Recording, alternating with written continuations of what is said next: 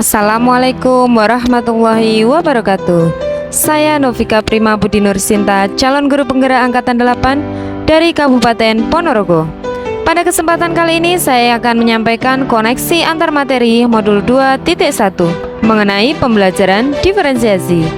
Pertanyaan pemantik pada LMS adalah apa yang dimaksud pembelajaran berdiferensiasi, lalu bagaimana hal ini dapat dilakukan di kelas.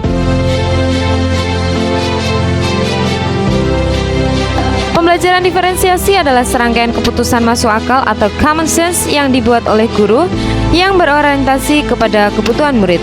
Merupakan usaha guru untuk menyesuaikan proses pembelajaran di kelas dengan kebutuhan individu murid. Menurut Tomlinson, dalam kelas yang mengimplementasikan pembelajaran diferensiasi, seorang guru telah melakukan upaya yang konsisten untuk merespon kebutuhan belajar murid.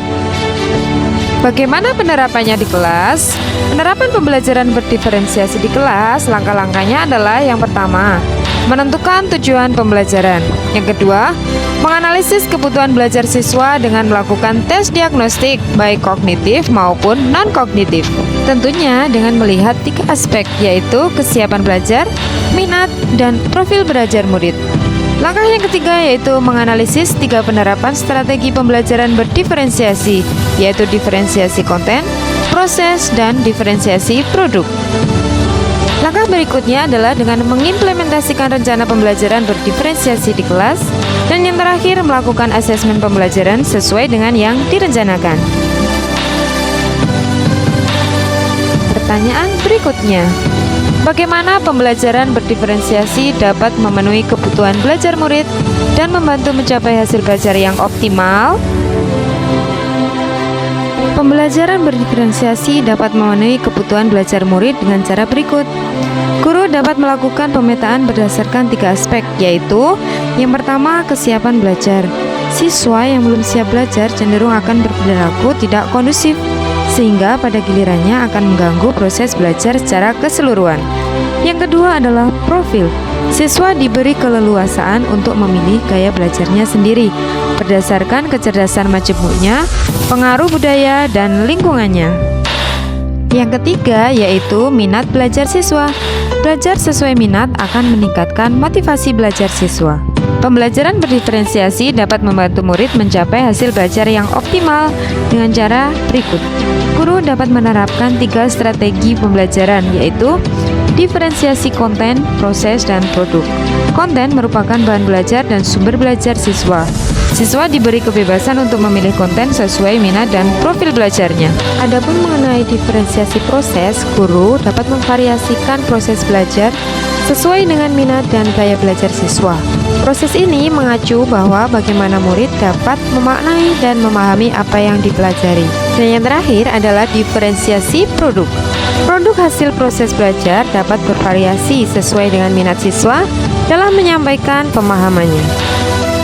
Pertanyaan berikutnya, bagaimana koneksi antar materi pembelajaran berdiferensiasi dengan modul lain di pendidikan guru penggerak yang pernah dipelajari?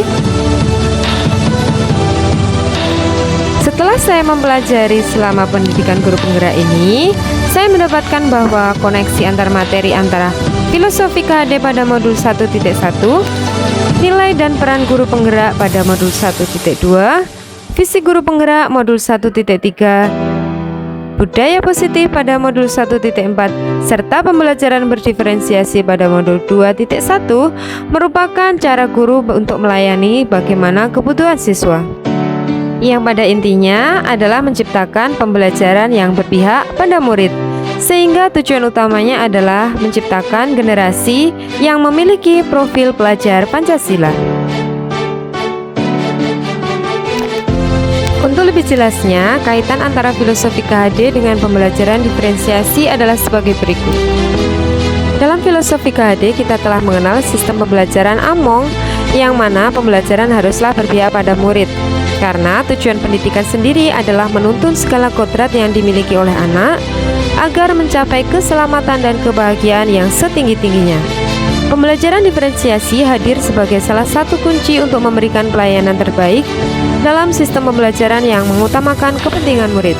Dalam prosesnya, guru harus mengenali kesiapan belajar siswa, minat, serta profil siswa demi melaksanakan pembelajaran yang mampu meningkatkan motivasi belajar siswa sehingga tercapai tujuan belajar yang optimal.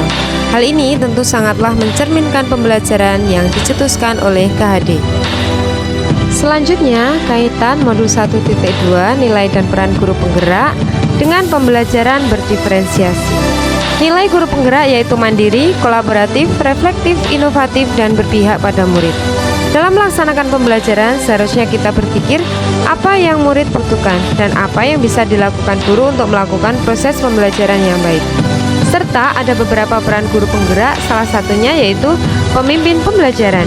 Jika guru mampu menerapkan nilai-nilai dirinya serta menjalankan perannya sebagai pemimpin pembelajaran, maka guru akan dapat merancang pembelajaran berdiferensiasi sebagai implementasi peran guru di kelas.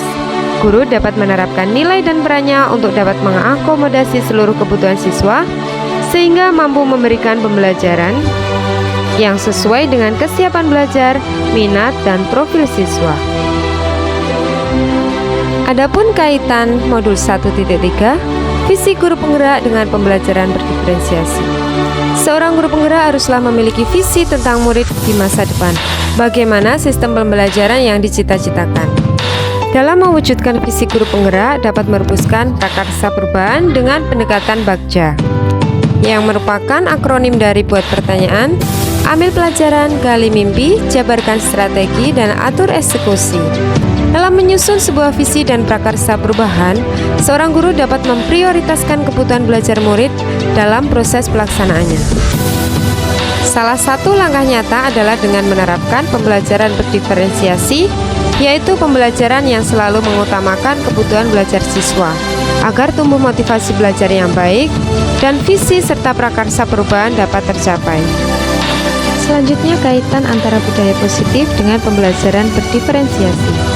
Di dalam materi budaya positif, guru mengenal adanya disiplin positif, nilai kebajikan universal, teori motivasi, kebutuhan dasar manusia, hukuman dan penghargaan, posisi kontrol guru, serta segitiga restitusi. Pembelajaran berdiferensiasi akan membuka kesempatan seluas-luasnya untuk mewujudkan budaya positif karena posisi kontrol guru sebagai manajer. Kebutuhan dasar setiap murid akan terwadahi karena guru lebih memperhatikan aspek minat, profil, dan kesiapan siswa. Hal ini tentu akan mewujudkan pembelajaran yang berpihak kepada murid, pun menciptakan budaya positif di sekolah. Kesimpulan dari pembelajaran berdiferensiasi yang dihubungkan dengan modul sebelumnya adalah pembelajaran berdiferensiasi sangat erat kaitannya pada proses pembelajaran yang berpihak pada murid sesuai dengan filosofi KHD. Nilai yang dimiliki guru penggerak serta perannya merupakan komponen-komponen utama dalam mewujudkan pembelajaran yang berpihak pada murid. Dan yang ketiga, kesimpulannya adalah perumusan visi serta prakarsa perubahan dapat diwujudkan dengan pembelajaran berdiferensiasi yang mana pembelajaran tersebut memperhatikan kebutuhan murid. Demikian video penyampaian dari saya, semoga menginspirasi. Terima kasih, salam guru penggerak. Wassalamualaikum warahmatullahi wabarakatuh.